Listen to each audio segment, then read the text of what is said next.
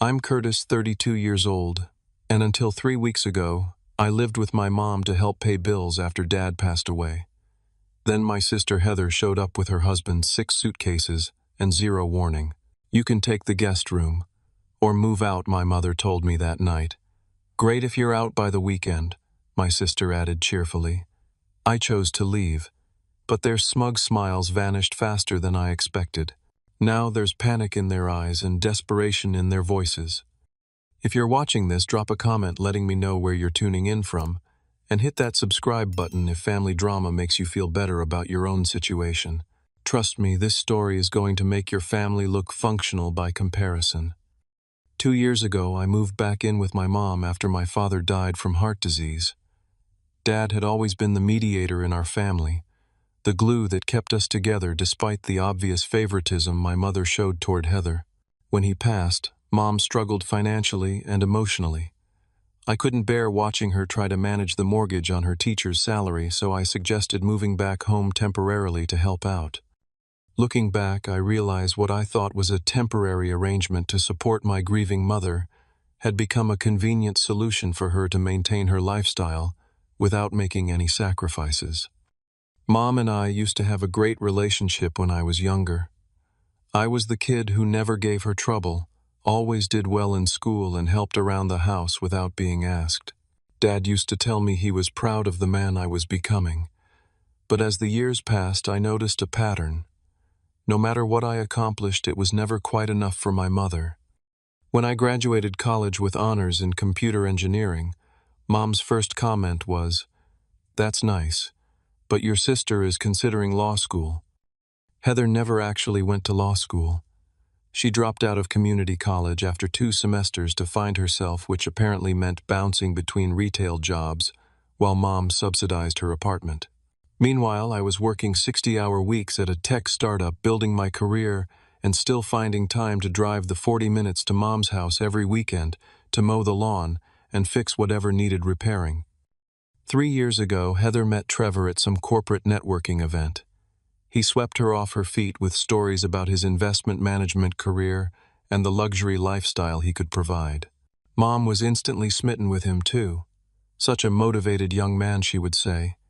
"He knows exactly where he's going in life." This was usually followed by pointed questions about my dating life and comments like, "When are you going to find someone and settle down like your sister?" The first time I met Trevor, something felt off. He had that slick, rehearsed quality of someone who spent too much time perfecting their personal sales pitch. Every conversation somehow turned to his latest deal or acquisition. He drove a car he clearly couldn't afford, and wore watches that I later learned were high-quality counterfeits. But he knew exactly how to charm my mother, bringing her expensive flowers and taking her to fancy restaurants whenever they visited. Meanwhile, I was contributing nearly $2,000 monthly toward the mortgage, utilities, and groceries. I paid for a new water heater when the old one broke, replaced the aging roof that had started leaking, and even funded the kitchen renovation Mom had wanted for years, all while trying to pay down my student loans and build some savings. Yet somehow my contributions became expected invisible, while Trevor was praised for bringing a $30 bouquet once every few months. "Your sister and Trevor are building a real future together," Mom would say. "You need to think about settling down too, Curtis. You're not getting any younger." What she never acknowledged was that my sacrifice was allowing her to maintain her home and lifestyle. Dad had left some life insurance, but not enough to cover the remaining mortgage. Without my financial support, she would have had to downsize significantly. But that reality was never discussed. Instead, I was made to feel like the underachiever, despite being the only one actually supporting our family.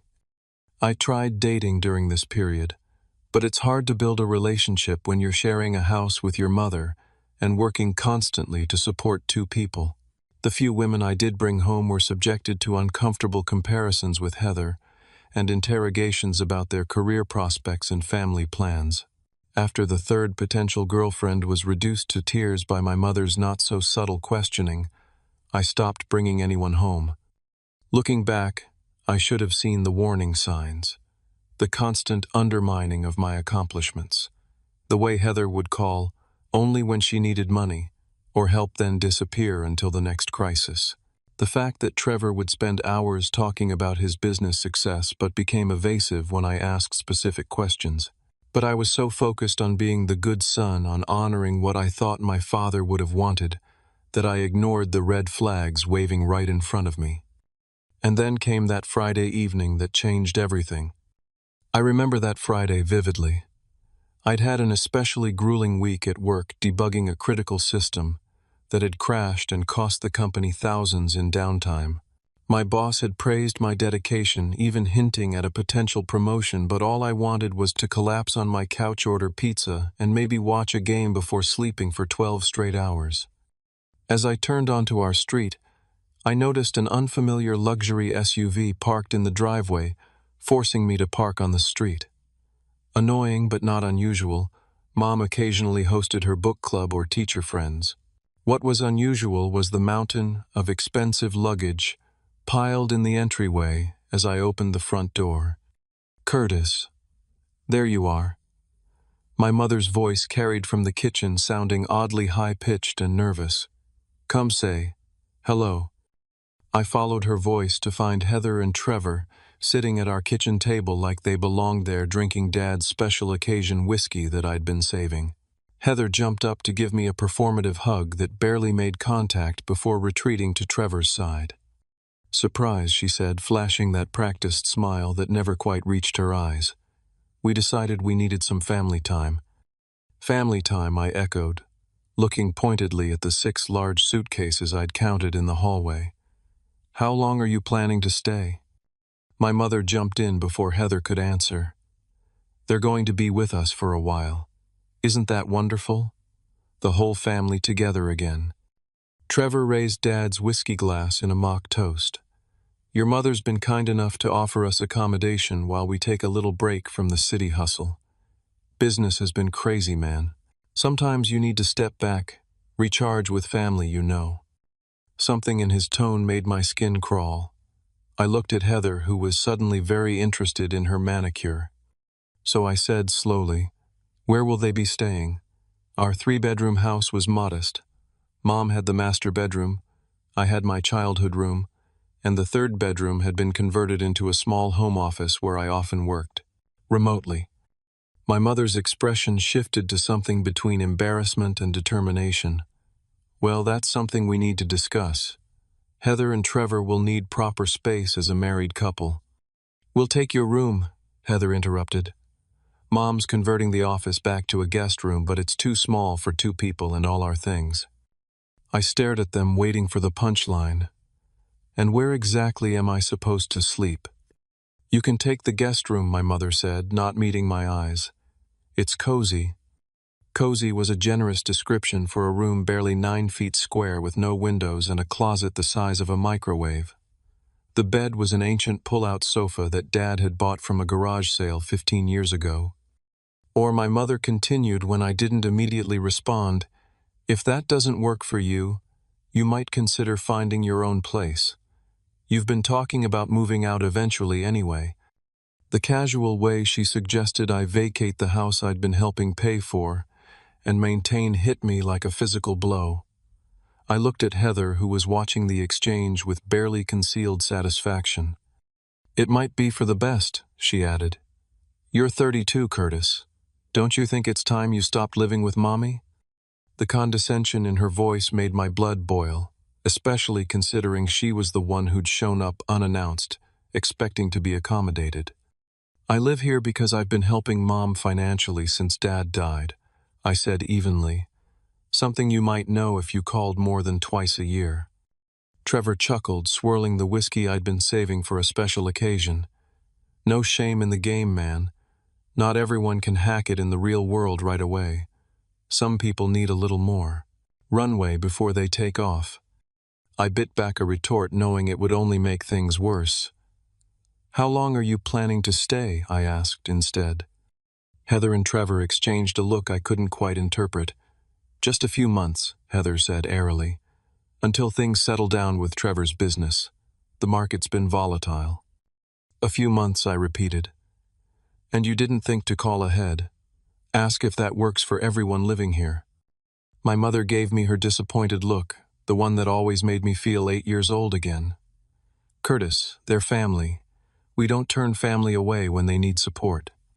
Funny, I said, feeling something inside me shift. I don't remember that rule applying when I needed support. Don't be dramatic, Heather scoffed. Moving home to save money isn't the same as what we're going through. I wanted to ask exactly what they were going through that required such urgent family support, but my mother cut the conversation short. It's been decided, she said firmly. Either make peace with the new arrangements or consider other options. As I stood there in the kitchen my father had built looking at these people who were supposed to be my family, I realized with perfect clarity that I was the only one who saw our relationship as reciprocal. To them, I was simply a resource to be used or discarded as convenient. I'll start looking for a place tomorrow, I said quietly. Great if you're out by the weekend, Heather added cheerfully, as if she hadn't just participated in effectively evicting me from my home. We have some friends coming over next Friday, and it would be so much easier without the awkward sleeping arrangements. That was the moment I knew with absolute certainty that leaving was the right decision. What I didn't know was how quickly they would come to regret pushing me away. The next morning I woke early, hoping to talk to my mother alone before Heather and Trevor emerged. I found her in the kitchen making a more elaborate breakfast than she'd prepared in months. Fresh coffee, pancakes, sliced fruit arranged artfully on serving plates. "Mom, can we talk about what happened last night?" I asked, keeping my voice low. She barely looked up from the stove. "There's nothing to discuss, Curtis. Heather and Trevor need our support right now, and I don't. I've been supporting this household for 2 years. I pay half the mortgage, more than half the utilities. I bought groceries last week. Doesn't that count for anything?" My mother's spatula clattered against the pan. "Is that what this is about, money? You've been keeping score." "It's not about keeping score," I said, frustration mounting. "It's about reciprocity, respect. I rearranged my entire life to help you after Dad died, and now I'm being tossed aside because Heather shows up unannounced." "Lower your voice," my mother hissed. "You'll wake them. And for your information, what you contribute is what any child should do for their parent. It's not some special favor you're doing me." I stared at her, genuinely shocked. So my financial contributions are just expected filial duty, but when I need basic consideration, suddenly family obligation doesn't apply. "You're being selfish," she said. "Your sister is married. They need proper accommodations. Then maybe they should have called ahead, or gotten a hotel until we could figure something out together.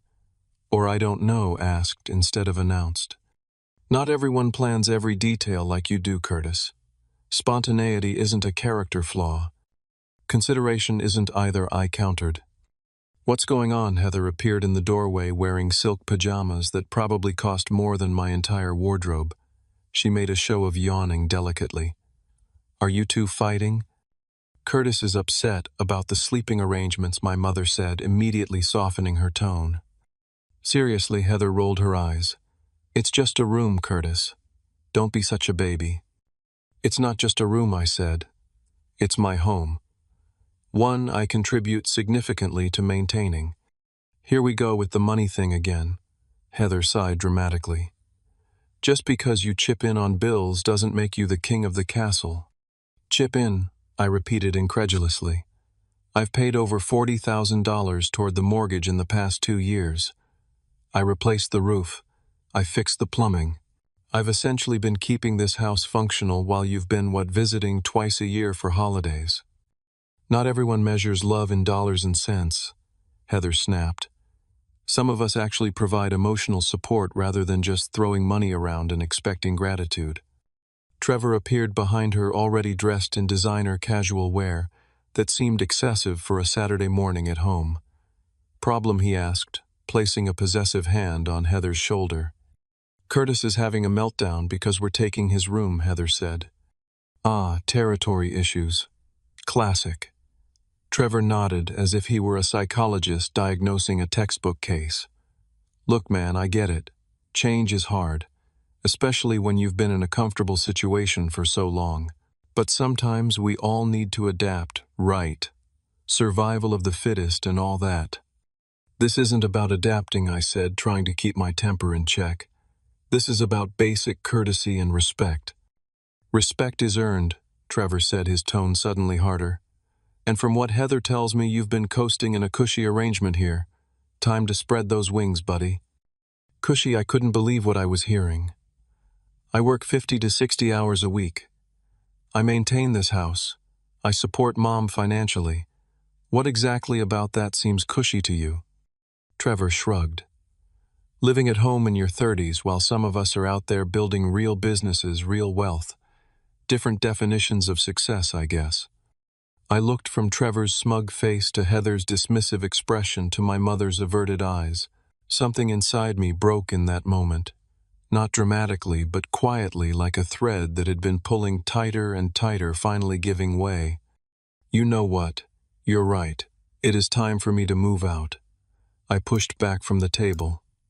I'll be gone by tomorrow night. Curtis, don't be hasty, my mother began, but her protest sounded hollow. No, this is good, Heather interjected. A fresh start for everyone. And like I said, great if you're out by the weekend. We're having some business associates over on Friday. Business associates, I questioned. I thought you were here for family time and to escape work pressure. It's complicated, Trevor said smoothly. Certain connections need to be maintained even during downtime. You'll understand when you reach this level in your career. The condescension was the final straw. I'll start packing now, I said, turning to leave the kitchen. And I'll be taking the furniture I paid for. Now wait just a minute, my mother protested. You can't just take furniture from the family home. Watch me, I replied, a calm certainty settling over me. I have receipts for everything I've purchased. The sectional in the living room, the dining table, the new refrigerator, the washer and dryer, all bought with my money when the old ones broke down. The sudden panic on my mother's face might have been comical in another context, but we need those things. So do I said simply, for my new place. You're being vindictive, Heather accused.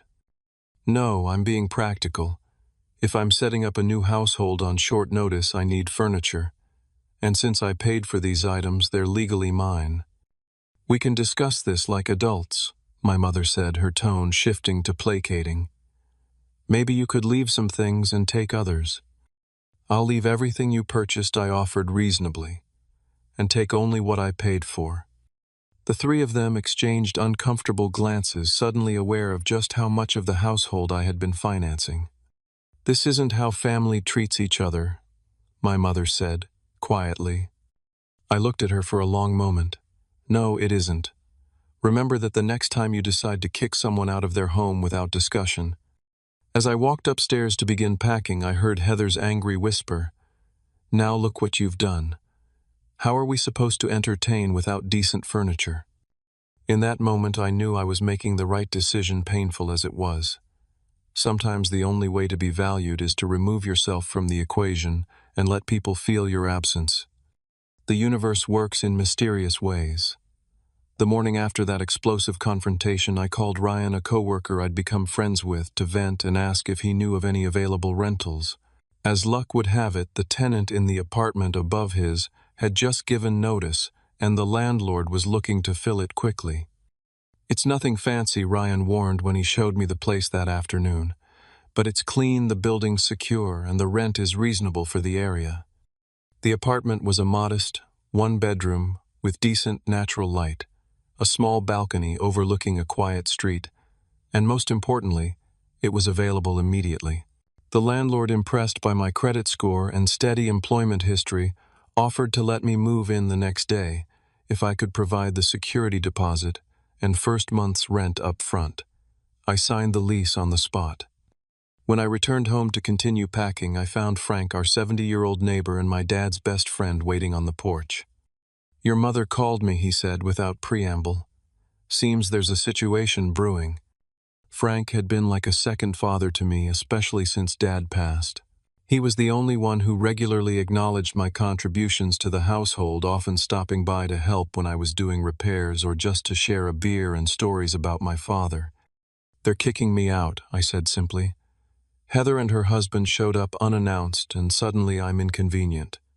Frank's weathered face darkened. "That doesn't sound like the Laura I've known for 30 years. People change." I shrugged, not wanting to speak ill of my mother despite everything. "Or show their true colors," Frank muttered. "Your dad always worried about her favoritism toward Heather. Said it would cause problems someday." This was news to me. Dad never mentioned that to me. He wouldn't have. He loved your mother too much to criticize her openly, especially to her children, but he saw it. Frank shook his head sadly. "So what's your plan?" I told him about the apartment, and he immediately offered his truck and help with moving. "I may be old, but I can still lift a box or two," he insisted. The next 24 hours passed in a blur of packing, renting a small moving truck, and transporting my belongings to the new apartment. My mother made a few weak attempts to convince me to leave certain furniture items. The dining table was always meant to be a family heirloom, but backed down when I produced receipts showing I'd purchased it just 6 months earlier. Heather alternated between cold silence and passive-aggressive comments about overreactions and drama. Trevor mostly stayed out of the way, except for one moment when he caught me alone and said, "Smart move, actually. Independence suits a man. No hard feelings, right?" I didn't bother responding. There were definitely hard feelings, and his attempt at casual reconciliation only made them worse. Frank was invaluable during the move, not just for the physical help but for his steady presence and occasional words of wisdom. "Sometimes the family we choose is more important than the family we're born into," he told me as we assembled my bed in the new apartment. "Your father would be proud of you standing up for yourself." Once the move was complete, I sent my mother a formal text informing her I would no longer be contributing to the household expenses. Her response was immediate. "I never expected you to leave completely. We need to discuss the financial arrangements." I didn't reply. There was nothing to discuss. I had my own place now, my own bills to pay. The mortgage she had insisted was my filial duty was now solely her problem. The first few nights in my new apartment were strange, both liberating and lonely. I had forgotten what it felt like to have complete privacy, to not worry about someone questioning my comings and goings or judging my choices. I could leave dishes in the sink if I wanted, stay up late without concern about disturbing others, invite friends over without advance warning. I used the sudden freedom to reconnect with friends I'd neglected while juggling work and family responsibilities. I joined a local rock climbing gym, something I'd wanted to do for years but never had time for. I started cooking real meals instead of the quick sandwiches I'd gotten used to eating between work and house repairs. At work, I found myself more focused, less distracted by texts from my mother about broken appliances or household needs. My manager noticed the change, commenting on my increased productivity and asking if I'd be interested in leading an upcoming project. About a week after the move, Jessica from the UX design team caught me in the break room. We'd collaborated on several projects and had a friendly rapport, but I'd always been too busy with family obligations to pursue anything more. "I heard you moved," she said, stirring her coffee. "New place treating you well?" "It is," I replied, surprised she knew about my situation. "Just getting used to having my own space again." "Ryan mentioned you're in his building now. That's a nice area." She hesitated, then added, "A bunch of us are going to that new gastropub on Friday after work. You should join us." For the first time in years, I didn't have to mentally check if my mother needed anything or if there were house repairs waiting. "I'd like that," I said, feeling a long dormant part of myself awakening. Friday night with Jessica and the others turned into Saturday brunch, which turned into a museum visit, which somehow became dinner at my new place. For the first time since my father died, I felt like I was living my own life rather than just maintaining someone else's. My mother continued to text occasionally, usually veiled requests for financial help disguised as updates. "The water bill is much higher now for some reason," or The lawn service wants twice what we were paying before. I responded politely but firmly that I had my own expenses now and couldn't contribute to two households. 3 weeks into my new life, I had established a routine that felt both productive and genuinely satisfying. My apartment was fully furnished and organized. Jessica and I were cautiously exploring what seemed to be developing into more than friendship. Work was going well with the promotion now officially on the table. Then Frank called, his normally steady voice uncharacteristically tense. "Curtis, I think you should know there's something not right happening at your mother's house." And just like that, my carefully constructed new reality began to crack. "What do you mean, not right?" I asked Frank, feeling my stomach knot despite my determination to stay detached from my family's drama. "There've been arguments," Frank explained. "Loud ones late at night. Heather crying, Trevor shouting, your mother trying to calm them down." This wasn't particularly surprising given the personalities involved, but Frank's next revelation was, "And there've been visitors. Men in expensive suits who don't look friendly. They come asking for Trevor, looking agitated. Last time, one of them pounded on the door for nearly 10 minutes before leaving." "Did you talk to my mother about it?" Tried to Frank's side. She brushed me off. Said it was just business associates and everything was fine. But Curtis, I've been around long enough to know the difference between business meetings and something more concerning. I thanked Frank for the information but decided it wasn't my problem. They had made their choice clear when they pushed me out. Whatever was happening now was their responsibility to handle. 2 days later, that resolution was tested when I ran into Michael Chen at the coffee shop near my office. Michael and I had worked together briefly at my previous company before he moved to a position at a major financial firm. We weren't close friends, but we maintained friendly professional contact. "Curtis, long time no see," he greeted me warmly. As we waited for our orders, we exchanged the usual catch-up questions about work and life. "My sister and her husband moved in with my mom recently," I mentioned casually when he asked about family, "pretty much kicked me out in the process." Michael's expression shifted. "Your sister? She's married to someone in finance, right? You mentioned him at the holiday party last year." "Trevor Hamilton," I confirmed. "Investment manager or so he claims. Always talking about his big deals and wealthy clients." The color drained from Michael's face. "Trevor Hamilton. About 6 foot, always wears those pretentious cufflinks, talks like he's giving a TED talk, even in casual conversation." The description was uncomfortably accurate. "You know him."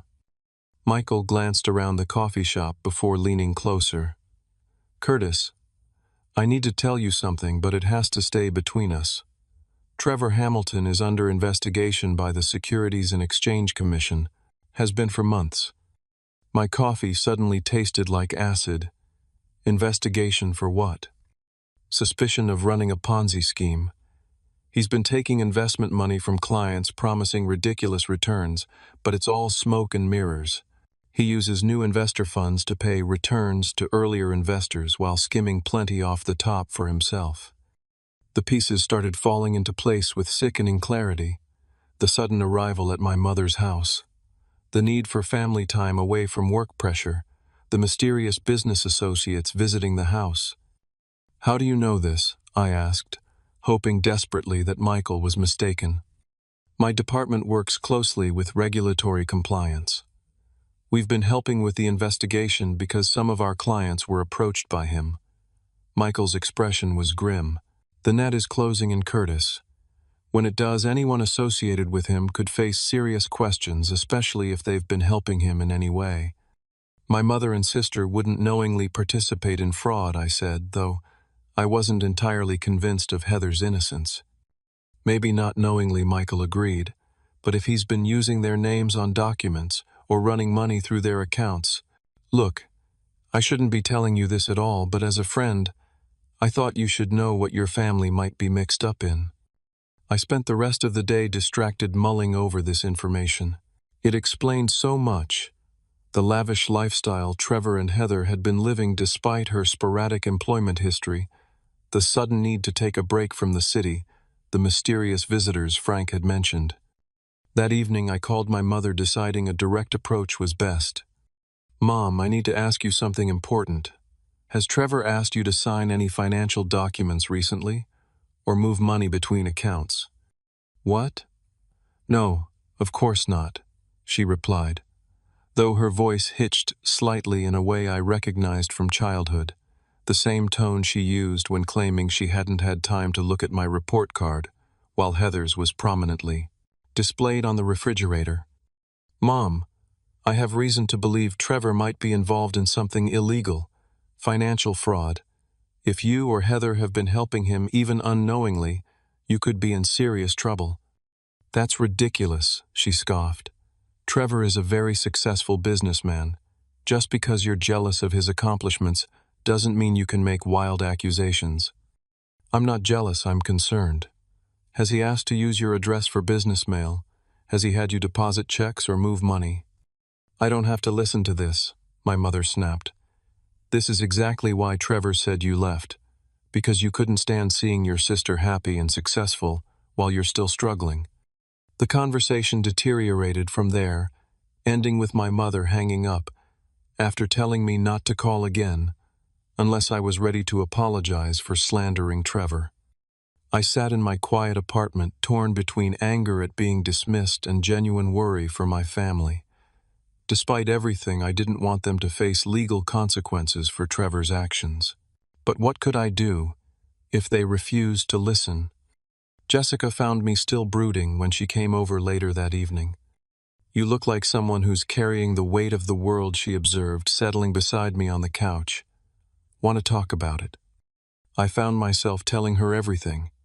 The family dynamics, the sudden eviction, and now the disturbing information about Trevor. So even though they treated you terribly, you're worried about them, she summarized when I finished.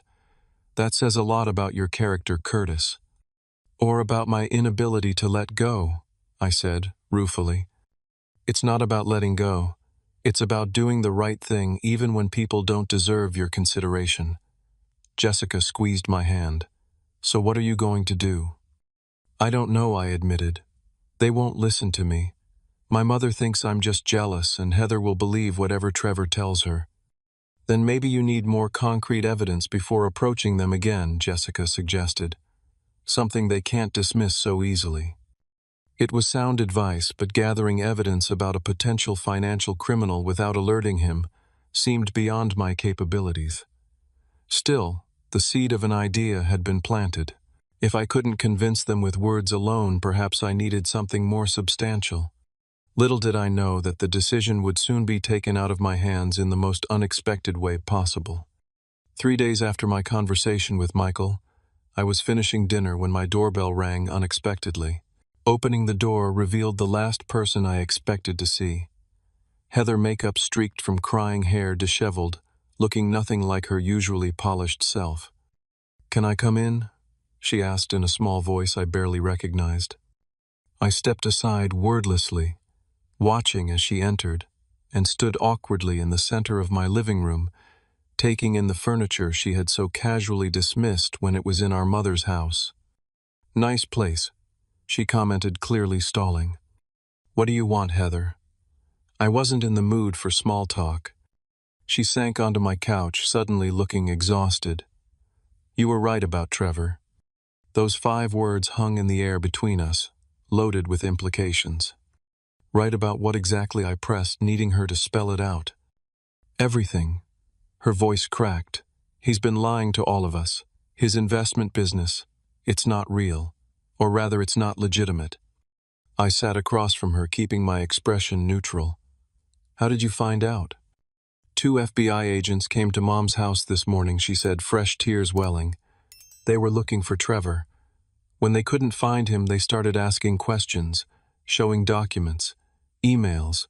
She looked up at me, genuine fear in her eyes. "Curtis, he used Mom's retirement savings, all of it. And my name is on some of the paperwork. They think I was helping him." Despite everything, I felt a pang of sympathy for her. "Were you?" "No," she protested. "I signed things when he asked, but he said they were just formalities for tax purposes. I never thought. I never imagined he would. She broke down completely. I let her cry for a moment, before asking the obvious question. Where is Trevor now? I don't know, she admitted. He left yesterday saying he had meetings in the city. He hasn't answered any of my calls since the agents showed up. A fresh wave of panic crossed her face. Curtis, I think he's running, and he's left me to deal with all of this. The full picture was emerging now, and it was even worse than I'd feared. How much of Mom's money did he take? Heather's answer made my blood run cold. All of her retirement savings, $420,000. He convinced her it was a special investment opportunity just for family, promised to double it within a year. Jesus, Heather. I ran my hands through my hair trying to process the magnitude of the disaster. Why didn't you tell me the truth when you first showed up at Mom's, that you were hiding from investors, not taking a break from work pressure? Her shoulders slumped. Trevor said we needed somewhere quiet to regroup. Somewhere his associates wouldn't think to look while he sorted things out. She looked up guilt written across her face. He said having you there would complicate things, that you asked too many questions. That's why we needed you gone. The calculated cruelty of it hit me like a physical blow. They hadn't just wanted my room, they had specifically wanted me out of the picture because I might expose Trevor's scheme. Does Mom know everything now? Heather nodded miserably. The agents explained it all. She's not doing well, Curtis. She keeps saying she's ruined, that she'll have to work until she dies.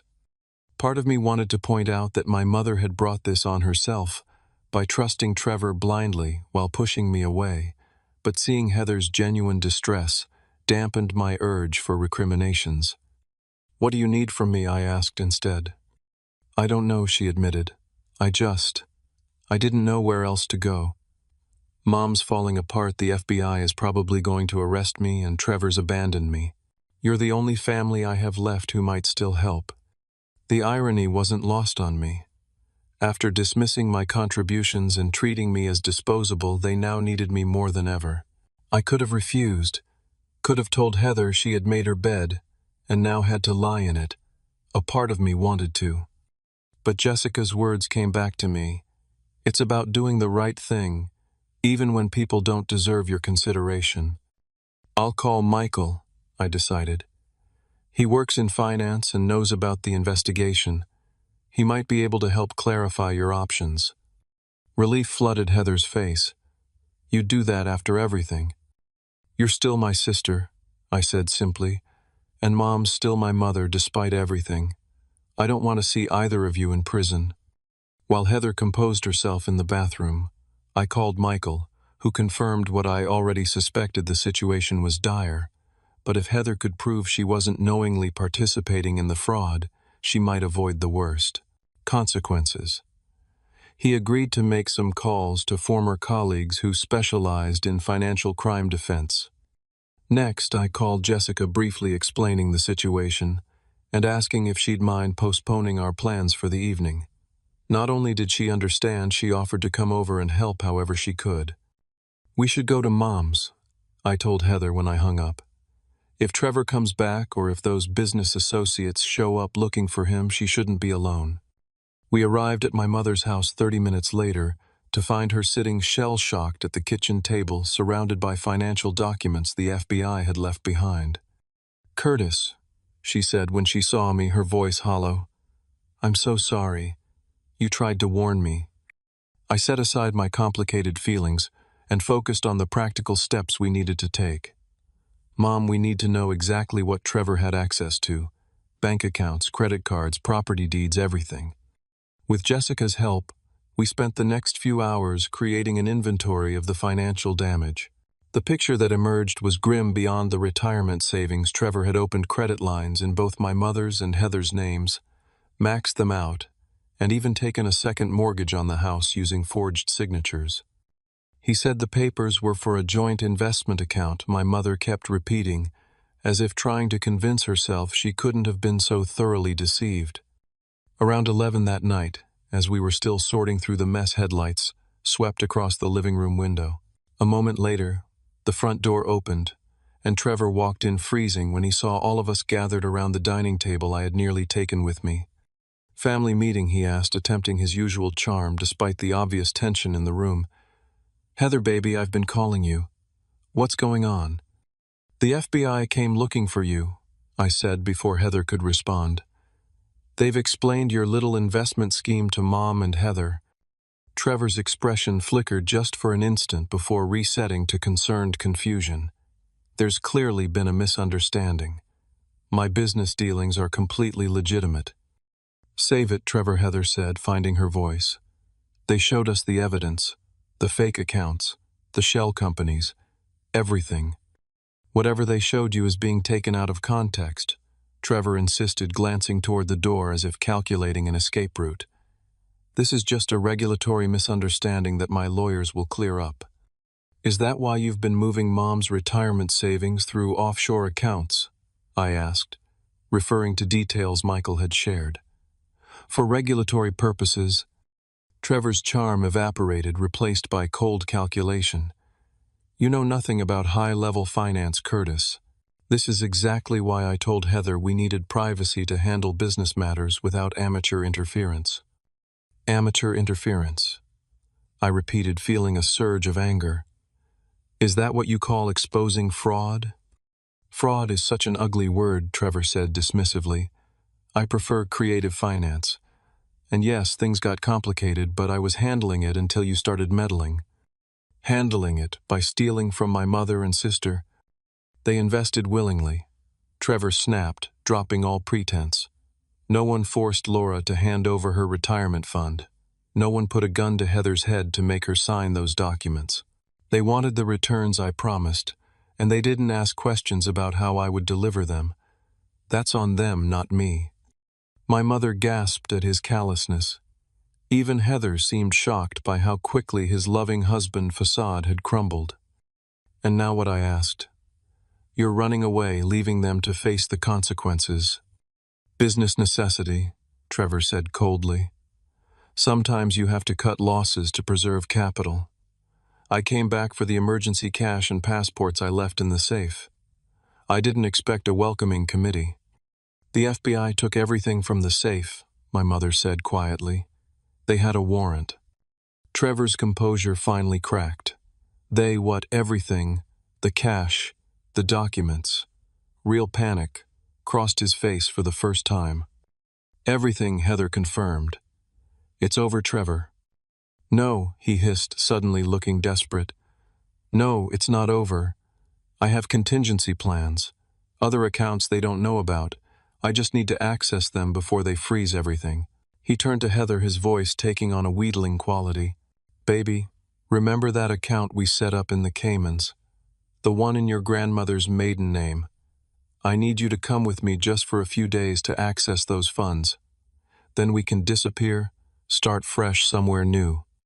The naked calculation in his voice, the absolute lack of genuine feeling for my sister, as he tried to use her as a tool for his escape, filled me with cold fury. I had been recording the entire conversation on my phone from the moment he entered, initially planning to gather evidence to help Heather prove she wasn't a knowing accomplice. Now I had captured something far more damning.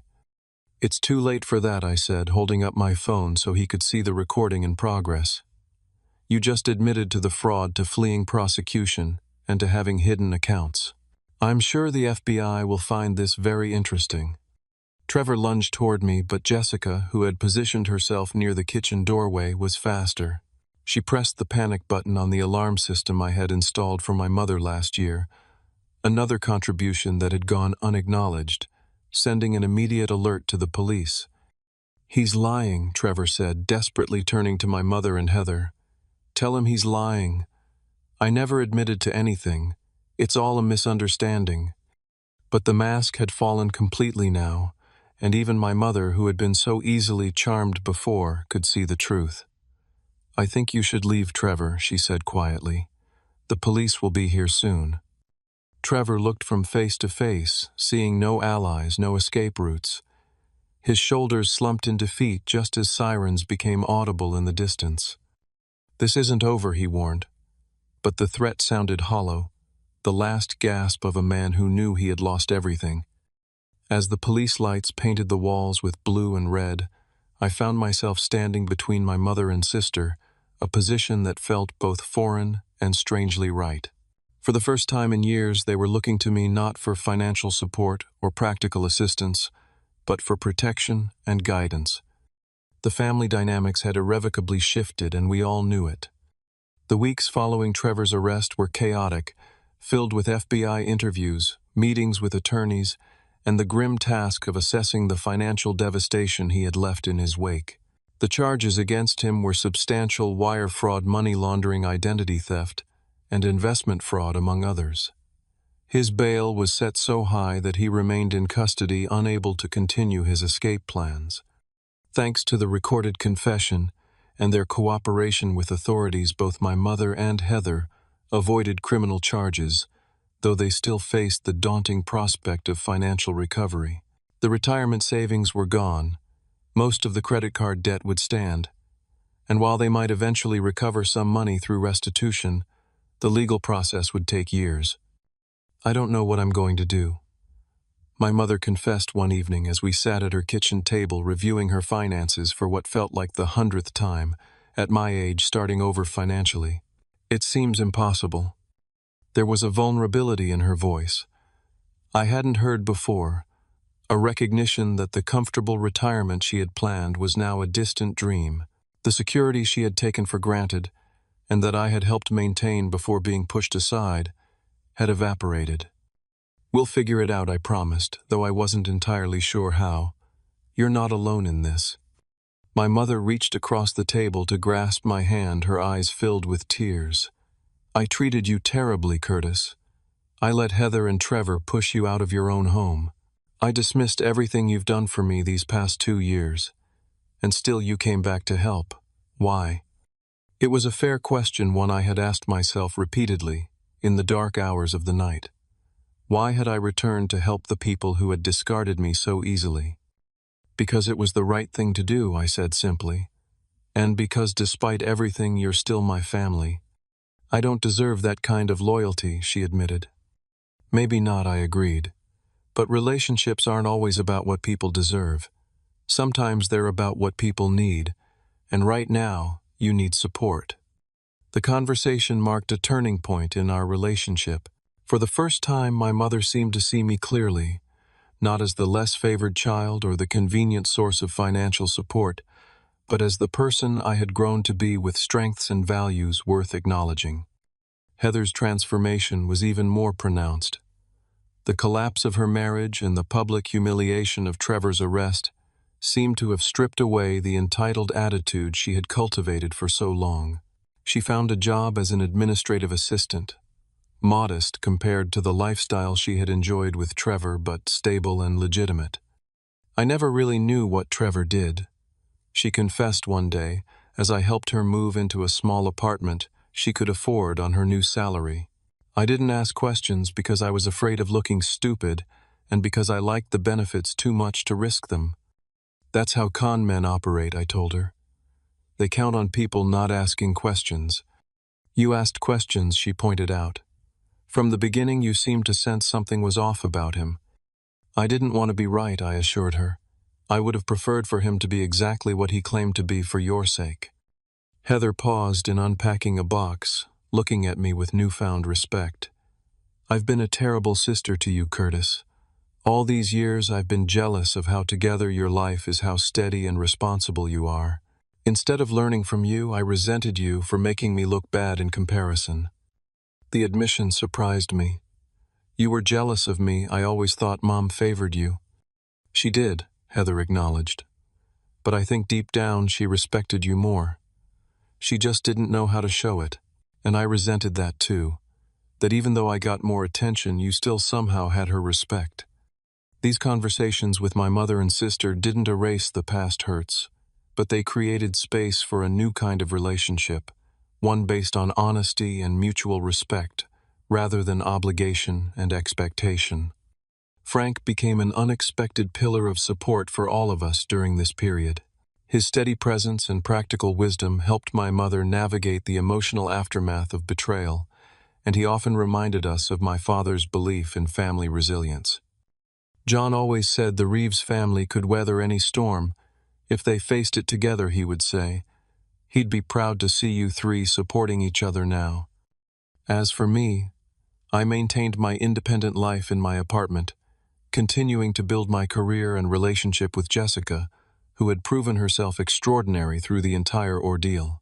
Far from being scared off by my family drama, she had rolled up her sleeves and jumped in to help, demonstrating a compassion and strength that made me fall for her even more deeply. Most women would run screaming from this much family chaos, I told her one night as we relaxed on my balcony watching the sunset. I'm not most women, she replied with a smile. And honestly, seeing how you handled everything, putting aside your justified anger to help your family when they needed you, that told me everything I needed to know about your character. 6 months after Trevor's arrest, life had found a new rhythm. My mother had taken a part-time job to supplement her remaining savings and was living more modestly but sustainably. Heather had been promoted at work and was slowly rebuilding her credit. I had accepted the promotion at my company and was mentoring a team of junior engineers.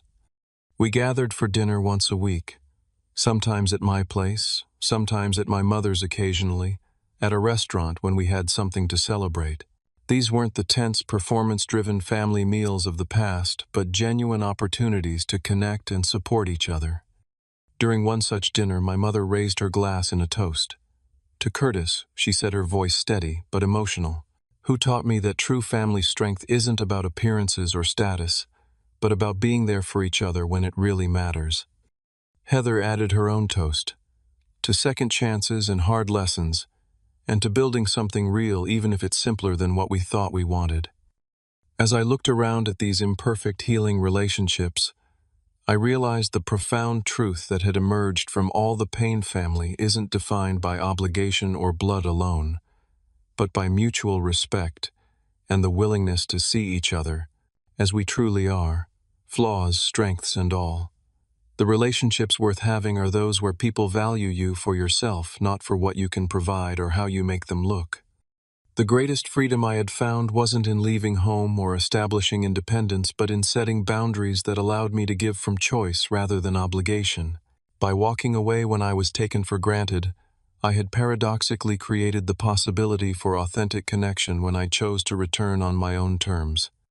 Have you ever had to walk away from someone you loved in order to be valued properly? Or have you stood by family despite being treated unfairly? I'd love to hear your stories in the comments below. Sometimes the hardest family decisions teach us the most important lessons about self-respect and genuine connection. If this story resonated with you, please hit that like button and subscribe to hear more real-life experiences. And remember, sometimes the family that truly appreciates you isn't the one you're born into, but the one you build through mutual respect and understanding. Thank you for listening, and may your own boundaries always be respected.